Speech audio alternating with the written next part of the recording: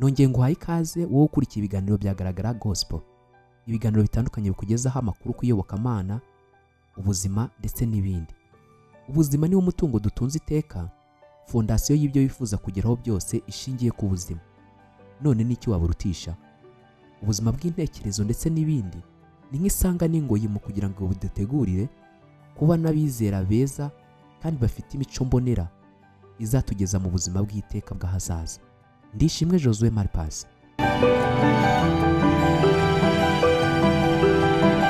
Uyu munsi tugiye kurebera hamwe igitekerezo gikomeye cyane gishishikaje cy'umugabo w'umunyabigwi w'intwari mu byerekeye umurimo w'iyobokamana ndetse n'ububwirizabutumwa, umurimo twatoranijwe.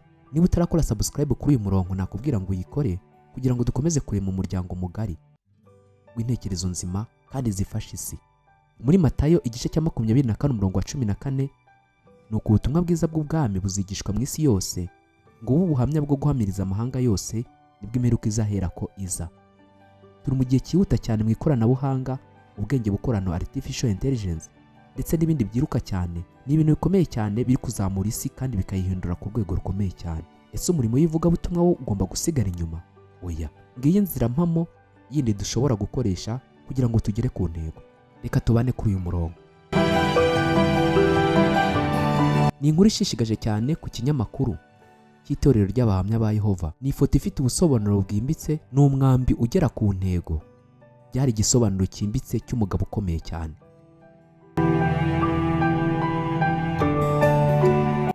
Abategetsi, abakire ndetse n'abanyacyubahiro ni abantu baba bakeneye byinshi ariko bigorwa kugira ngo abantu babagereho kubera igitinyiro baba bafite. Ibyo ushobora kubyumva neza bidasabye ko mbigusobanurira, ariko hari inkuru itangaje cyane yabaye muri leta ya Ohio muri leta zunze ubumwe za Amerika.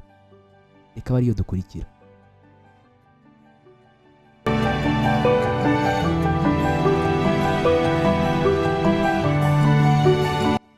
Ni mu gitondo gisanzwe, ni umunsi udasanzwe. Buri wese ari guhihibikanya kugira ngo arebe ko yagira umusaruro w'uwo munsi kandi akoreshe neza amasaha 28 afite ku meza. Abakora imirimo yoroheje yo mu rugo, abakoresha imirimo y'imbaraga, abiruka hirya no hino bashaka ubuzima ndetse n'abakora imirimo yisumbuye y'ikoranabuhanga. Kari akazi gasanzwe nk'ibisanzwe, ariko hari ikintu kidasanzwe cyari kigiye kuba. Muri uwo mwaka Perezida Barack Obama niwe wayoboraga Leta Zunze Ubumwe za Amerika. Yari afite urugendo rudasanzwe mu gace ka Cleveland muri leta ya Ohio. Yari agiye gusura uruganda rutunganya ibyuma mu mujyi wa Cleveland muri Ohio nk'uko bisanzwe. Aho yanyuraga hose abaturage baramwakiraga bakifotozanya bikamushimisha. Wari umunsi mwiza ukeye. Muri ibyo byishimo bidasanzwe by'uruhurirane, Perezida Barack Obama yahuye n'umuntu utari usanzwe, intwari mu bundi buryo. Umugabo wari umuhamya wa Yehova wari witeguye igitabo cyo kumuha. Icyo gitabo cyitwaga Ubuzima bw'iteka, ushobora kukibona. Hari n'ibindi bitabo bitandukanye nka n'iki mu by'ukuri Bibiliya yigisha. Uyu mugabo wari ufite umutima ukomeye cyane kandi w'intwari yaramwegereye atuje aramubwira ati, birakwiye ko nkwiye igitabo. Obama yamusubije aseka, yego rwose nta kibazo. Yakiriye igitabo yishimye, arakizamura, araseka cyane, arongera ati, ntegereje kugisoma. Abari aho bose barumiwe, abandi barishimye.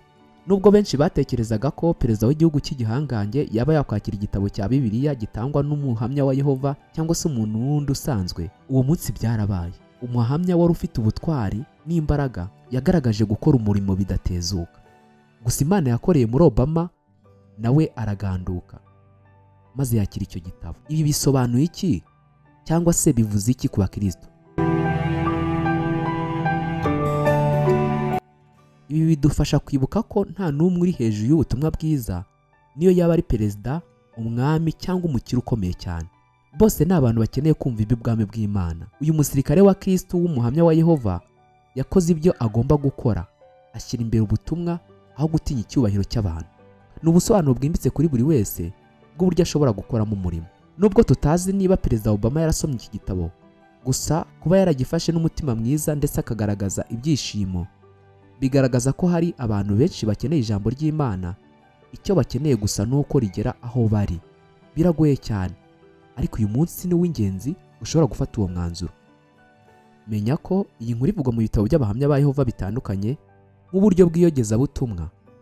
Ariko hari isomo ry'ingenzi twakura kuri iyi nkuru uko byagenda kose.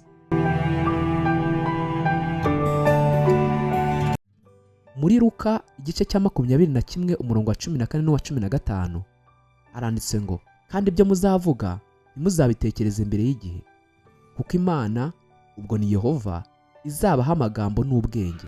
Ibi bisobanuye ko igihe dufashe umuhati n'imbaraga yo gukora umurimo, Imana izaduha ubushobozi buhambaye bwo gukora n'ibiruseho.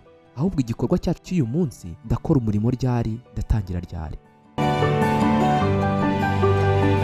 Ndagushimiye wowe wakurikiranye iki kiganiro kugeza gisoje. Imana y'amahoro yawe ikweze rwose. Mugire impagarike n'ubugingo, mugire Imana n'amafaranga.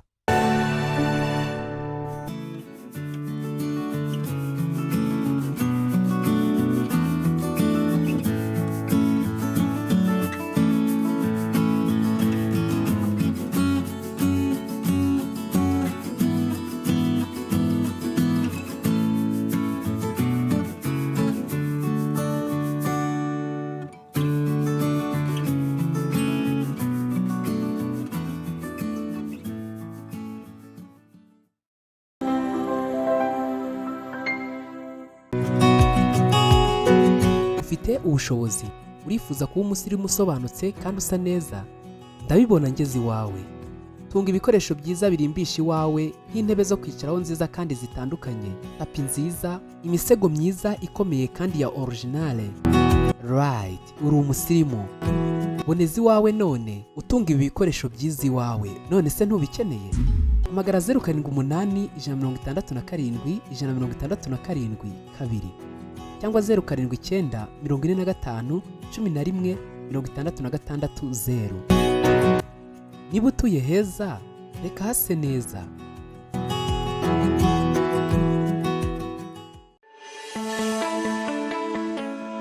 Utangiye bizinesi nk'iy'inganda nto cyangwa inini, wifuza gukora packaging cyangwa uburyo bwo gupfunyika neza ibyo ukora? Fungura idirishya rishya none. Wari uzi ko 78% y'abakiriya banaturuka kuri packaging nziza cyangwa bagura ibicuruzwa bipfunyitse neza? M&C Corrugated Box Company ni igisubizo mpamo cyawe. Dukora amakarito y'ubwoko bwose, ku ngano yose ushaka, neza kandi vuba. Tuyandikaho kuri size zose ushaka, kandi tugashyiraho ibirango byawe, ibizwi nka branding. Hesha agaciro ibyo ukora, ibicuruzwa byawe, ubishyira mu makarito meza, mashya kandi yizewe. Iki ni igisubizo niba waburaga amakarito ushyiramo ibicuruzwa byawe.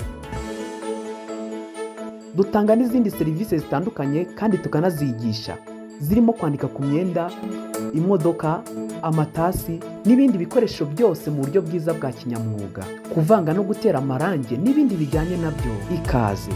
Fungura idirishya rishya none, urebe indi page nshya y'ubuzima butoshye. Koresha packaging nziza cyangwa pfunyika neza, bikubereye kandi bitangiza ibidukikije. M&C Corrugated Box Company. Duhamagaye kuri 078 48 19 233 cyangwa 078 11 86 370. Wanadusanga aho dukorera mu mujyi wa Kigali, mu karere ka Gasabo, Karuruma, ahazwi nko mu Makawa, mu marembo ya Emono Park. Dusure ku mbuga nkoranyambaga zitandukanye nka Facebook, YouTube, TikTok, Instagram, ukoresheje izina M&C Corrugated Box Rwanda. M&C Corrugated Box Company Rwanda. Smart Packaging, Perfect Solutions.